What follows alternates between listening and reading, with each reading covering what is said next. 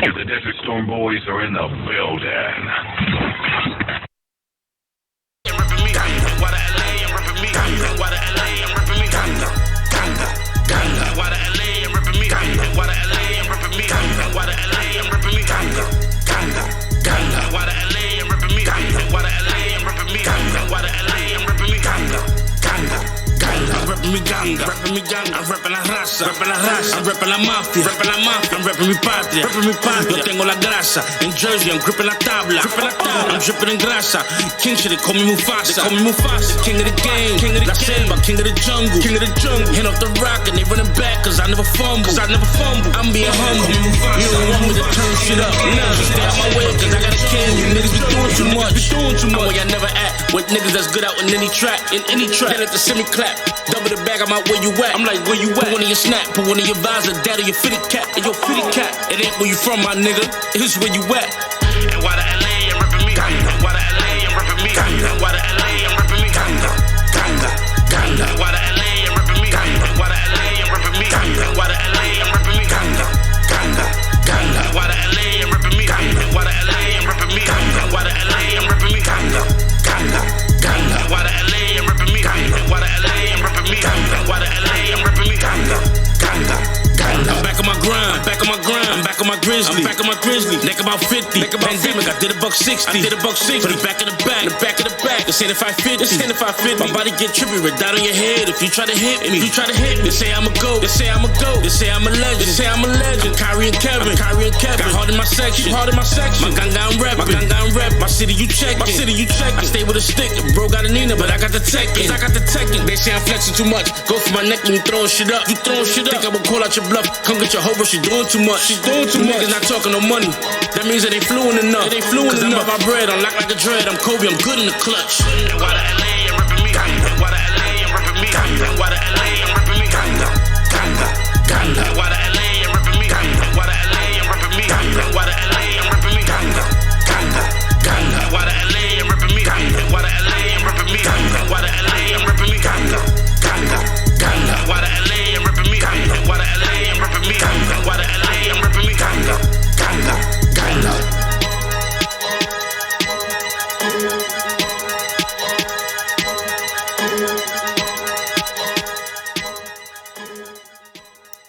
The Desert Storm Boys are in the building.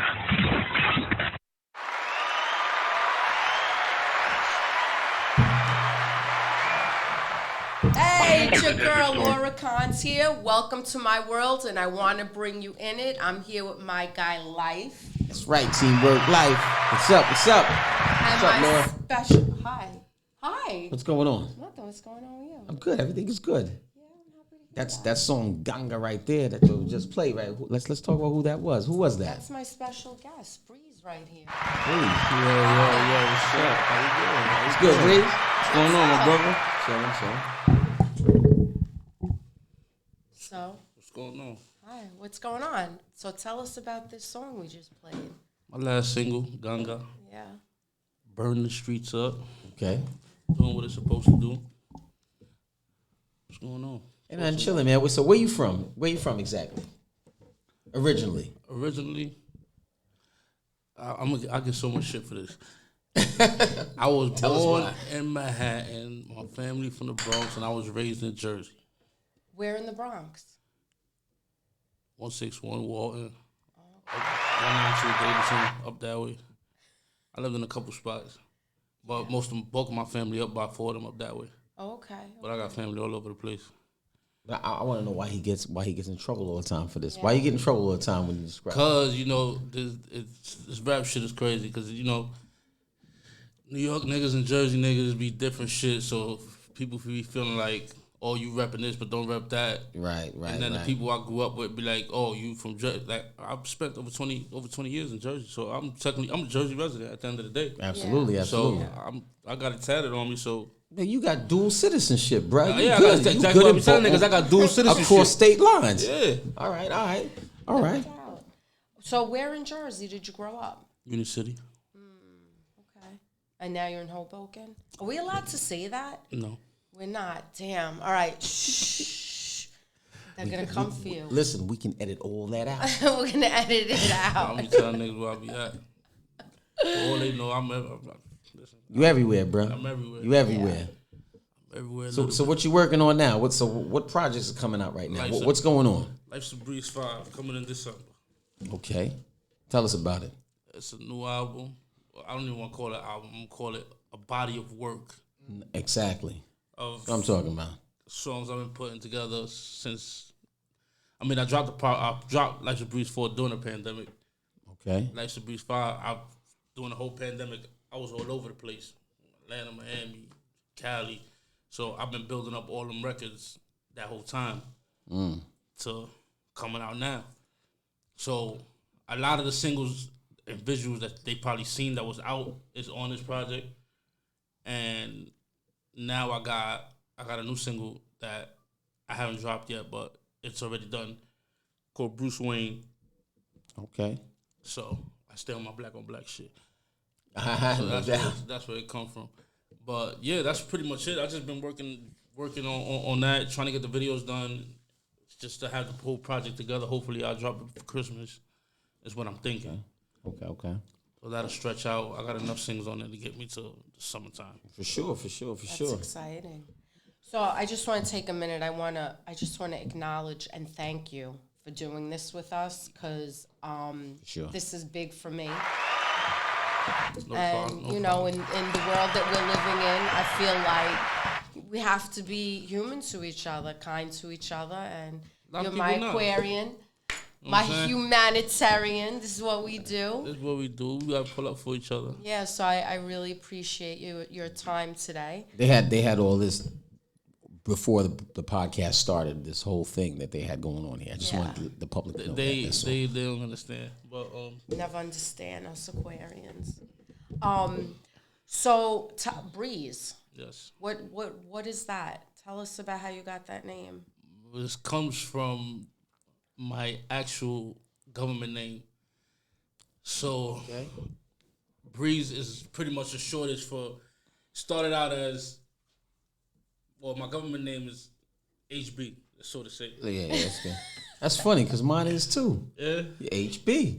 HB is those are my government initials. My government initials is HB. So in high school they used to call me HB. Then when I got out of high school, when I first started rapping, they started calling me H Breezy. But the shit comes from me being fast.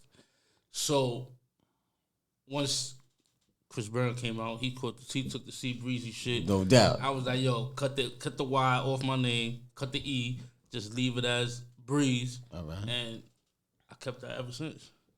It makes sense. I mean, the timing it was what it was. It was the timing. I'm saying like he came out, he started calling himself C Breeze. So I was like, nah, I gotta go another route. For sure. But he a singer, I'm a rapper, so it's different. Okay. So who influences you? Who influenced you? What are your biggest influences, or who inspires you? You asked me for a top 10 off the rip? Off the rip. You gotta go. Who inspires you? You can leave Bigger Pac out the situation. That's automatic. That's an automatic. All right. You gotta go Jay Nas, Jeezy, Fab, okay. Jada, okay, Cam. Who else? I'm trying to think. It's too many. I mean, you named some big names there. Serious. 50, Buster. Yeah. Rightfully so. You named some big names. No doubt. Bass. Like I'm from that era of hip hop. You know what I'm saying? So these are all people I grew up listening to. Right. So it was a different time and a different era. The way you visualize artists from before and see artists now. Like, the artistry is different. Like, don't get me wrong, shit changes. But the way they used to carry themselves, their music, they videos, like, shit like that, like, that's what I model my shit after. Absolutely. I like it. Because I miss that. I feel like today, what artists are you watching today? Do you have any favorites? Nobody. Yeah. To be honest with you, the only ones I really listen to is probably Meek, Baby. Okay. EST. Dolph, shit like so that. So there's a couple. There's a couple. You know, shit that I like. Some are moving the needle. Some are inspiring people. Yeah. You know what I mean? Some are. You know some are. Hey, I agree with you though. There's not a lot, but some are. It's you know what I mean? It's more. How you say it? It's more go getter music. It's niggas that get money. You know what I'm saying? Like it's trapper music. Yes. Shit like that. Like I'm big on shit like Jeezy. Like you know what I'm saying? Those are the niggas that played a pivotal role in certain parts of my life where their music at that time was hitting and going through the shit that I was going through at that moment in life. That's why I gravitate to shit like that. Hove, Jeezy, Ross, 50. Sure. Shit like that. So when you were growing up, what made you gravitate to that type of music? To be honest with you, first rap CDs I probably ever listened to was like 9-4, like Big, shit like that. My older brother used to bring them shit home. Yeah. He used to bring the CDs home. You know, you niggas used to get Columbia House. Of course. Shit like, wow. So it was Method Man, Wu-Tang. Yeah. Big, ODB, Ghostface, shit like that. Yeah. Reasonable Doubt. Yeah, you know what I'm saying? Buster. All that type of shit. You know what I'm saying? So like I wasn't into, I would say, making music at that time. I was into sports and shit like that. So that was the last thing on my mind. But I was always in tune with music. Like that's what the shit that I like. Absolutely. Okay. Well, this is the Lower Cons experience. And I'm Teamwork Life, and you are? I'm Big L from the Bronx. Big L from the Bronx. And we got Don't Breeze, forget it. And we got Breeze in the building, and we just politicking with him, parlaying about, what he's done, his music, who inspires him. So, what else you want to know, Laura? I want to know everything. What's your greatest accomplishment? My kids. Ooh. How many kids? Wow. 3. Word? Nice. 3 daughters. Oh, Madonna, me. Wait, you're dead in the water. What'd you do, bro? Holy cow.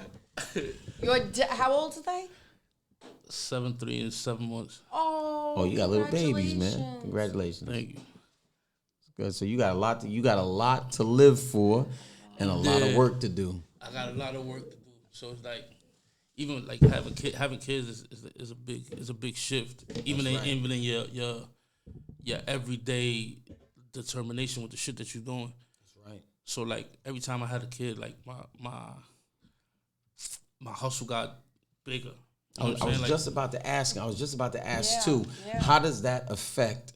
How do those 3 children and them being brought into the world affect your vision for moving forward? How does it affect it? You were just getting into it. I mean, it ain't easy, but I mean, they are your determination at the end of the day. Right, there you go. That's what I was talking about. That's the end be all. Like I'm saying, like your kids is your determination. You hustling for them, it ain't for you. All right. Like if it was because of me, I wouldn't be doing shit. I'd just be chilling. But at the end of the day, you instilling that hustle and that determination. They seeing what you doing. That's right. So at the end of the, you know what I'm saying? So it's more bringing them up right and shit like that. So yeah. And it's not like I got boys. I got all girls. Yeah. So it's different. It's a different ball game. It's a different ball game. Yeah. Ball game. Little niggas come to my house, I'm knocking your head off. You got the baseball you heard it, right? ready? Don't go to Breeze's crib talking about your name Reggie and you want to date one of his daughters. Because you're going to have that uncle in the crib that's going to come looking crazy looking for you. The baseball my other daughter might get at him first. You heard? What was quarantine like for you and these 3 beautiful little girls? I mean, it was good. I mean, for the most part, I was moving around a lot, so it was like yeah, you did mention that. Mm-hmm. I was moving around damn near the whole pandemic, so it was like it kind of worked in my favor because I got a lot done, and it was more, how you call it? You had to buckle down more because now there's no shows, no appearances, shit like that. So you gotta find other means to get your content out. You know what I'm saying? Shit like that. So talk about it. Yeah. What did you do? Because you had to be innovative. For the most part, it was easy, and it was the biggest challenge was more of shit being shut down and getting around shit. So, But as far as travel wise, it was easy because there wasn't nobody at no airports. That's right. So I was moving around doing what I had to do. But like I said, like the hard part was more shit being closed, the restrictions. Right. You can't go out. You know what I'm saying? So it's like now you gotta buckle down and focus on your actual art of the shit to be able to get it done. So now I'm linking up with different artists, going to different places, going to different states, getting the work done. That now there's no bullshit in between. That's right. Like now it's either we gonna work or we gonna work. If not, there's no point. Right. So that's how I got a lot of work done during the pandemic. Where I got a lot of these songs that I got now for this project, and most of the videos I got done. Like it was easy because there ain't nobody around, so you could just shoot. Right. But for the most part, that was really it. So it sounds like the Storm Boys are in the building. In the building. Yes, sir. So it sounds like quarantine benefited you. It did benefit me a lot, actually. Yeah. I'm not gonna lie, it benefited me a lot because now you get to see who's really moving and who's really working. That's right. Because it's. And that's what I was going to ask you too. And I was going to ask you because you had to move a certain way and you had to work more. What has that taught you moving forward? You can put that up here. We're friends. No, I don't know if you know. Nah, we don't care. We drink. It's all good. We having a conversation. We're drinking. We're eating. Let's we eating cookies from the Bronx. I ain't want the sponsorship. You know what I'm saying? I could have brought my liquor and put it on the table. That's true. That's true. Have some cookies because this is what we do. Martine's in Tuckahoe, New York. Nice Have a cookie. Have a cookie. Have one. Here's some more. I don't want to touch them, but they're here. So tell me, how did that inspire? What did it teach you? Like you, because you said you had to figure out different ways, and you did. You had to work, and you said, all right, we're gonna cut all the BS out, right? It's like either we're gonna work or not. So you saw who was working, who wasn't. So moving forward, what did that teach you moving forward? Because this quarantine affected people, and artists are people too. Artists are people too. We do know this, right? Artists are people too. So what did it teach you? How to be more creative. Different ways of getting your shit out. I mean, because at the end of the day, being independent, you're doing basically everything on your own. I mean, you got people you work with and shit like that, but it's not like you got amazing. You got a machine behind you. So it's more hands-on to your own stuff. That's right. So I'm in tune with everything that I got to get done. I'm on the front line because at the end of the day, I don't got nobody else to sit there and do it for me. I got 4 or 5 people that I work with in different areas that do different shit. Right. But at the end of the day, I still got to be hands-on on my own stuff. I mean, you gotta do the music. So you gotta be in the studio recording it. I gotta be moving around recording it. I gotta get in contact with like relationships with other artists and shit like that. Then I got clothing I gotta worry about. I got liquor I gotta worry about. I got my family I still gotta worry about. I still gotta take care of myself. That's right. Me and my brother still got businesses that we still gotta attend to. So you know what I'm saying? So it's like you're split all over the place. It's just what's on call at that moment. That's what happens when you're a businessman, bro. And you're a businessman. Would you like to be signed by a label? Would you prefer being independent? I mean, good question. I mean, who wouldn't want to be signed by a major? Because at the end of the day, now they took the workload off your back. But it's a double-edged sword. Yeah, because it comes with the bullshit. Right. So, yeah and no. Yeah. So it's like, at this point, I'm still independent because I got my own bag to fund my own shit. There you go. So, I don't need it right now. And if I don't ever need it, because the age of the internet, the way it's making this shit so accessible to everybody, maybe I won't. I mean, it puts you in a situation where if a label ever approaches you, have leverage. You see, so at this point, what you're doing now, you did your own artist development. So I walk in the door and, like you said, you got leverage. You got leverage. You already know you have a demographic and a fan base. You already know where they need to market you. You already know how you're being perceived.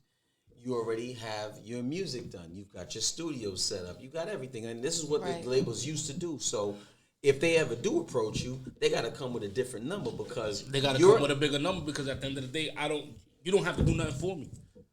I'm delivering myself already to you. There you go. All right, but I have a question. If you sign with the label, isn't it almost like selling out? Oh. In a way, because you're... Depends on your situation. Because then it's like they have you by the throat. You got to sign a contract for this amount of years and do it. Because how much of it can you control? Like he said, is your leverage. What you're coming in with. Yeah. So the better your numbers are, the more leverage you have on them to be able to negotiate your deal. If you're walking in there and you don't got no numbers, you say, I want a deal, they're going to give you a shit deal. Right, right. Now, if you're walking in there with your numbers is up, your streaming is up, your YouTube is up, all these numbers is hitting, and you're already getting money off of it, all they coming to do is add to your situation. That's right. So they're going to be like, okay, you walking in there and asking for $100,000 and you ain't got shit on it, they're going to be like, we'll give you 50. Yeah. And then they still got to buy the balls because they got you on the That's 360. Right. That's right. Now, you going up there and like all these young boys, they got crazy ass numbers on streaming. They getting the $2 million, $3 million deals because they got leverage. Yeah. And they can negotiate the fact that they're not taking their merch money. That's right. They're not taking their show money. They just getting the money off the digital platform. Yeah, they X that 360 out. They're like, nah, we're not doing that whole 360 thing. Like I got an example. I can't. I'm not gonna mention the name. You know, so I introduced somebody to somebody, you know, that's been a music exec and a label exec for a long time. You know what I mean? And when I found the kid, you know, right now he is well known, and before the connection was made, he was doing independent numbers heavy, like heavy, and it was so heavy that when he got the deal with the major record label, now you know there's Atlantic, there's Columbia, there's Def Jam, there's Interscope, there's he got with one of them. He got one of them. When he got his deal, he got full creative control. That's a good thing. He got full creative control. He got full autonomy over how he's going to be marketed and full autonomy over how he's going to be distributed within their system. Why? Because of how he came in. Right. And that's the leverage. So it's not it depends on how you go in. Right. Whether it's going to be a gift or it's going to be a curse. Right. You know what I mean? Right. So. But it sounds like eventually these big companies could fade out, and that's what it's looking like is coming to. Yeah. Because there's so many independent distribution companies. Right. That you're your own person. You're building your own fan base. You don't need them to build it for you. Right. You got your own, you got social media. That's your biggest platform ever. But they're not stupid though, because SoundCloud has been scooped up by who's that? Universal or I don't want to say the wrong thing. A major label controls SoundCloud literally. That's how they control Spotify and Apple. Yeah, so they're not stupid. They understand where it's going, so they come in and get right in between that real quick before people figure it out. You know what I mean? So that's like Spotify and Apple. Like it's not a coincidence that the artists that are going crazy on these platforms are attached to these labels. Absolutely. They're dumping 5, 10 million to 100 million into these situations. That's right. Because it's like, so to say, I won't mention a label, but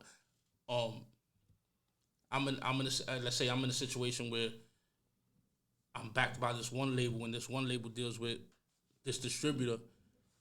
They're obviously gonna dump, because I deal with them, they're gonna dump the money into, let's say, Spotify, because they stand to make their money back. That's right. That's pretty much it. So it's who controls who. Right. We got to thank the princes of the world, man. Prince, man, for coming out and being the first person to the symbol, right? The symbol, They Warner Brothers didn't want to let him go. Yeah. Because in a contract, when you sign a major contract, even if you sign, I don't know if have you signed any independent deals? No. Okay. If you sign any contracts at all, one of the stipulations in the contract, and you won't believe this, one of the stipulations in the contract, or one of the verbiage in the contract states that your likeness, which means anything that has to do with you, those tattoos, if your tattoo is shown on a commercial, they want a piece of it. They want a piece of it. But it also says if your likeness is used, you would think they would say anywhere around the world, right? It says if your likeness is used anywhere in the universe. It says that in these major contracts. So, damn it, if you in space and you shooting a video, they get a piece of it because you're not on the planet. And that the point that I'm making is they want you completely where there's no escape. That's fucked up. It definitely is. And it's like Prince you sell your soul. You're selling your fucking soul. Sorry. I mean, it's not that you're selling. No, I know, but it's kind of like it's that they want you to trap. They should they're trying to trap people. You know, and most kids sit there and fall for it because they'll offer you $1 million, $1.5, $2 million, which isn't really a lot of money. Ain't really a lot of money. Ain't money that you ain't seen before. Here you go, right? And you thinking about, damn, it's a quick out, it's a quick flip. Right, but it's not. By the time you buy a crib, your jewelry, your cars, you broke. Plus what you paying taxes, pay your lawyer, it's over. That's right. And then the money that you don't see that somebody's, putting in their pocket. That's why you gotta control your own shit. So tell everybody where they can find a new project coming out. Everywhere. Okay, so on all major platforms. All major streaming platforms you can find it. Okay. 52 countries. 252 countries. I'm sorry. And what's the single that you're pushing right now? I'm still on Ganga, to be honest with you. Okay. I'm finishing up Bruce Wayne now. But Bruce Wayne is going to be my lead single on Life's a Breeze 5. Ganga was just a single I put out just because I needed something out. And the shit was hitting. So I was like, all right, now I'm gearing up for fourth quarter, first quarter, end of the year. So if you didn't do this, what would you do? What would I be doing? I'd probably still be playing ball somewhere. Pro? Yeah. Very, like, what kind of ball? Basketball. Oh, word. I mean, the good thing is he had a plan. Yeah, you know no doubt. I this wasn't my plan. I fell into this shit.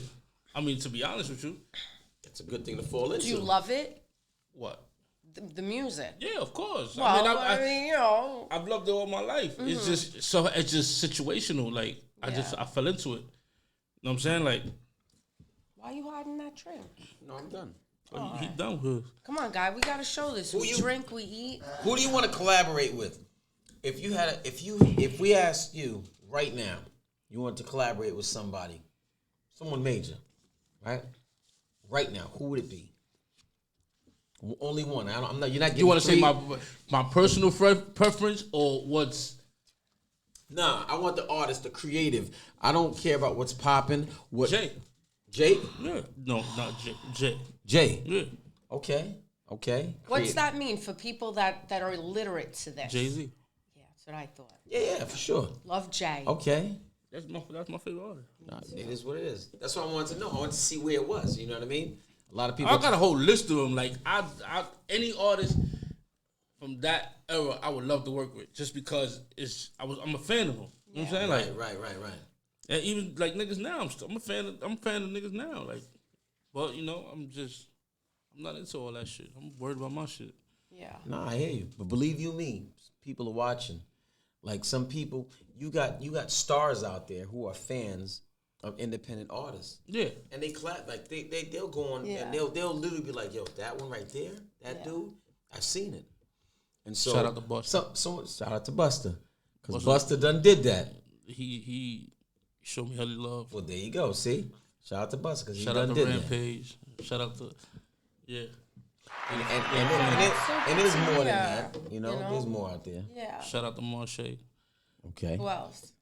That's people that embraced me when I was first getting into this shit. Like, like more or less like even like with Rampage and shit like that. Like when I first went to Cali, I went to Cali BT weekend like 2017, 2016, some shit like that.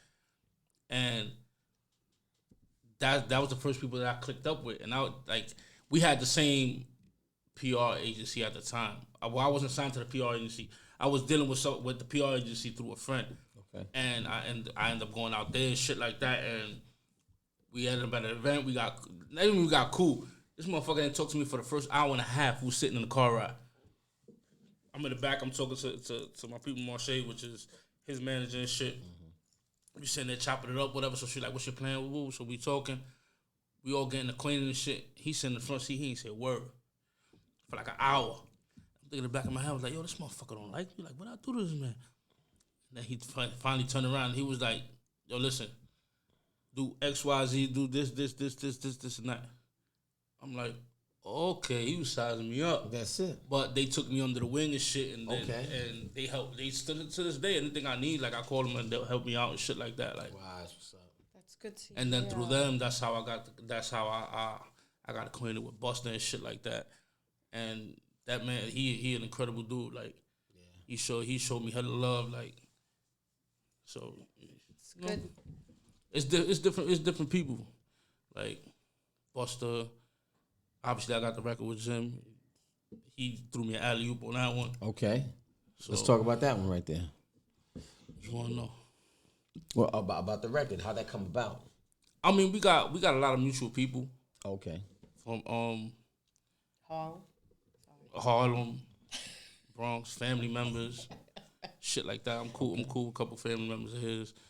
Then, you know, people at the Rock and shit like that. Okay. That we got mutual and shit like that. They put it together. So I had the song, and I was looking for.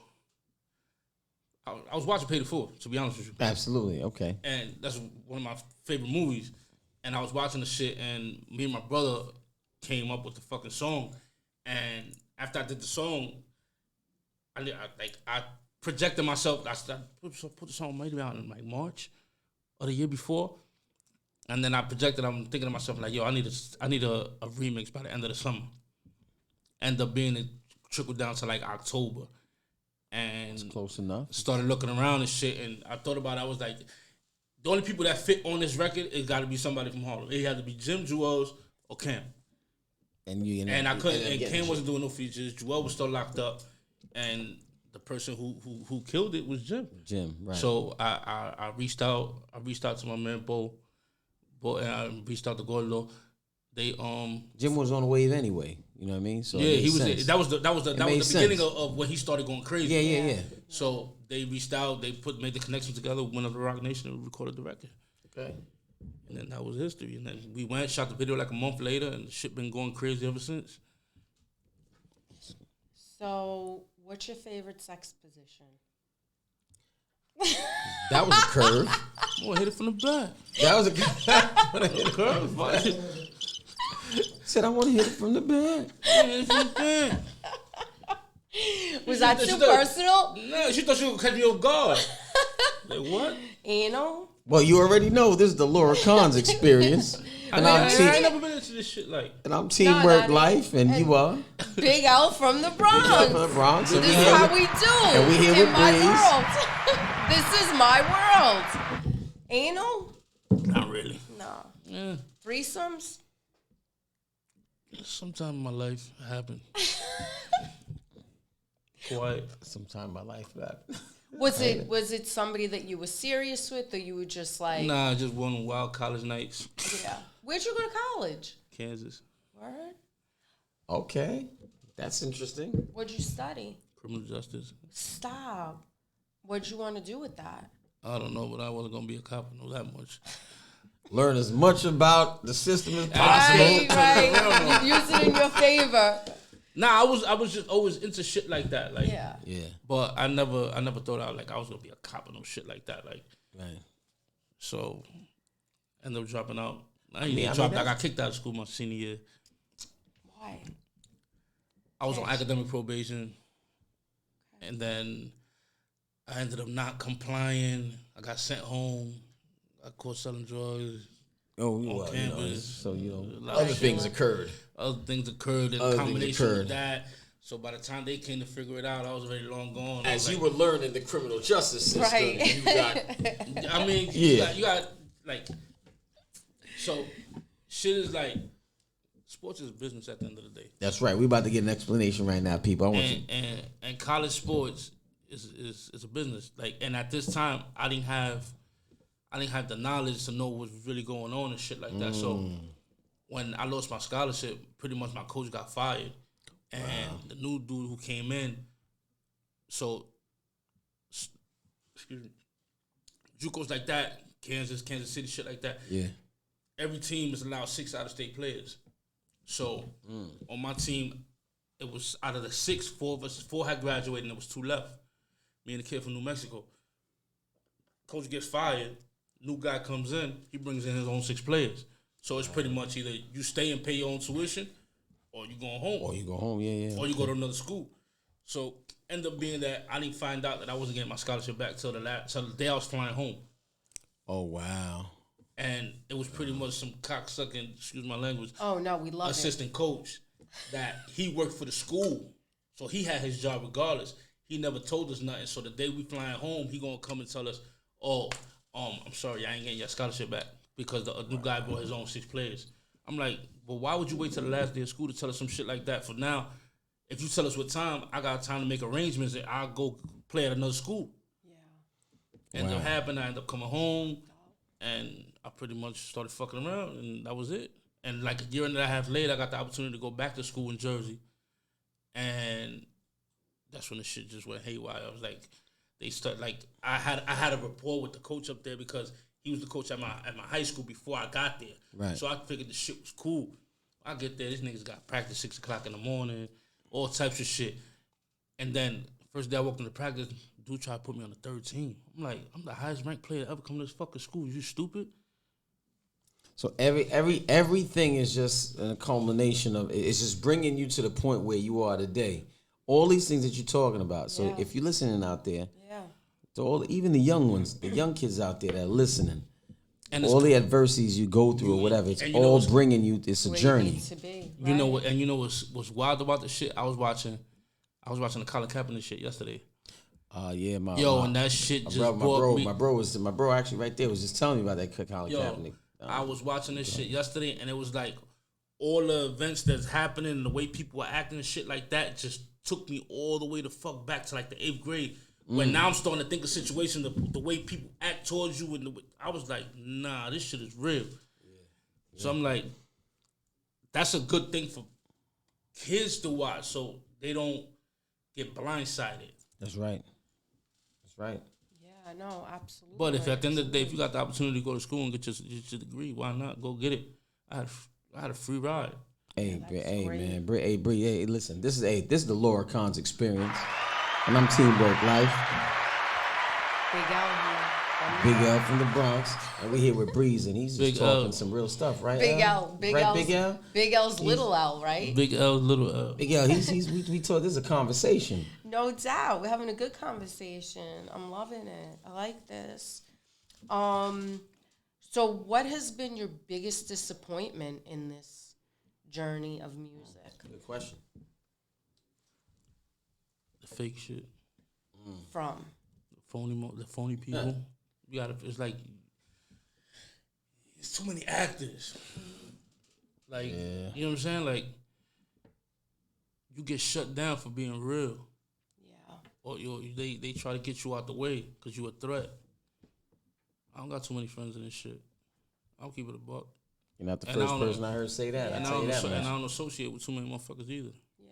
Just because I know they full of shit.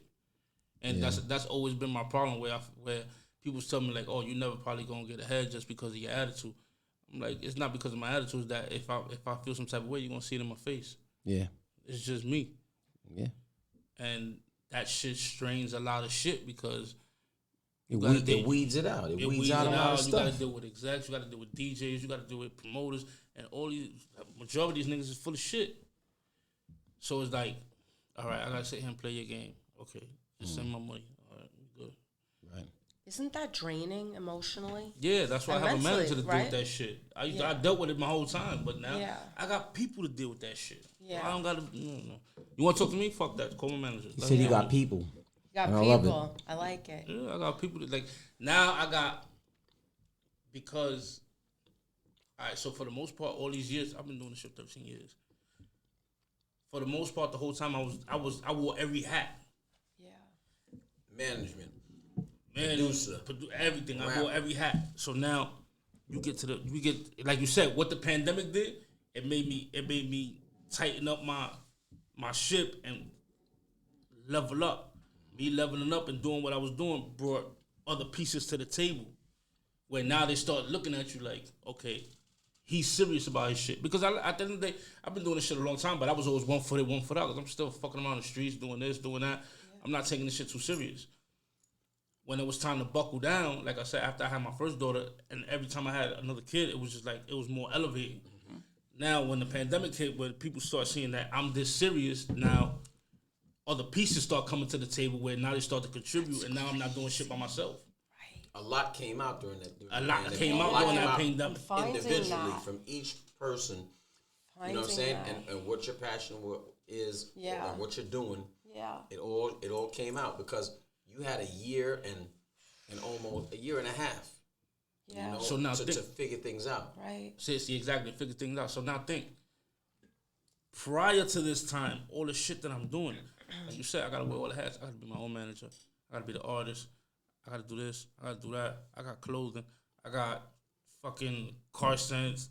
I got all types of shit that I gotta be the man in every fucking situation because I don't have those revolving factors around me, which I built during that time. So now you have but it wasn't strangers. It was people that I already had dealings with, but you saw who was working and who wasn't. Yeah. So you have a small circle now. Yeah. So now, I really deal with 3 people, to be honest with you, and 2 of them, I got two different managers, one in New York, one in Atlanta, and my other boy that like he does like all like the creative shit with me, like figuring out from beats to songs to what to market into. I have that too. So between all of us, it gives me the balance because I got one person in New York, one person in Atlanta. So I got 2 people in 2 different regions, and I got and I got a person in California I deal with. So I could tap into different networks and be able to get what I need. Okay. So that's what really helped out. Yeah.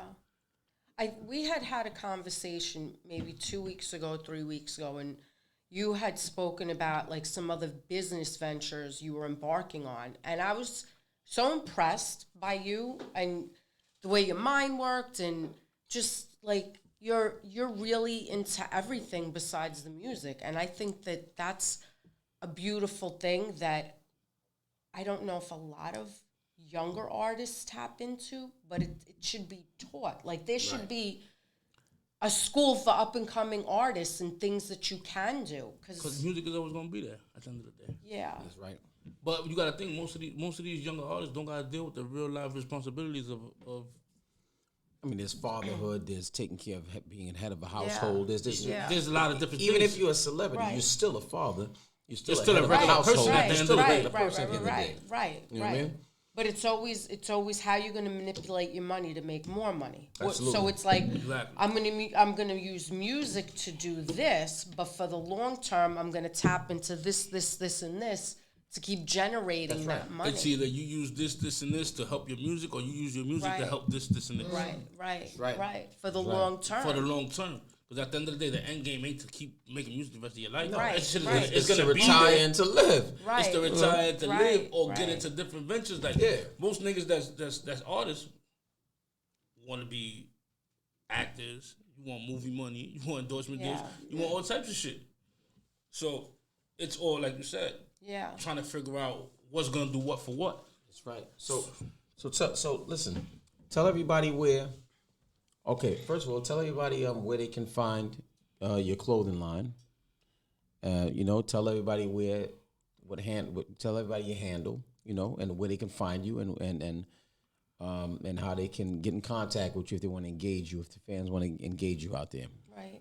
It's pretty much my Instagram, to be honest with you. That's where Let them know what it is. Breeze 201. Until I get my website back, then all my traffic is running through there for the most part. But once I get my website back, I'll have my merch, the music, videos, pictures, all that stuff running through one website.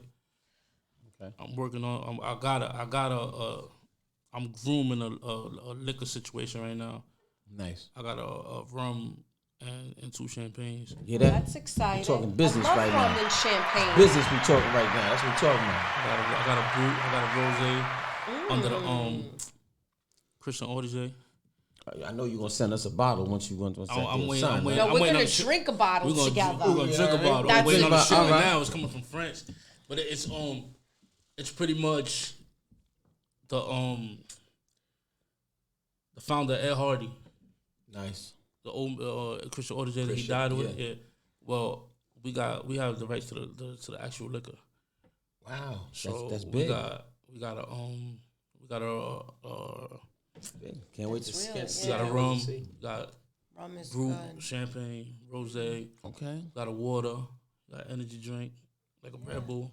Awesome. So we That's got a whole. Stone boys are in the So it's pretty building. much, it's pretty much trying to get it together and market it now. Whereas like now you got to find a distribution company because I got it from the ground, like literally, like. Yeah. So I partnered up with one of my manager's friends from France, who has the rights to the liquor. Wow.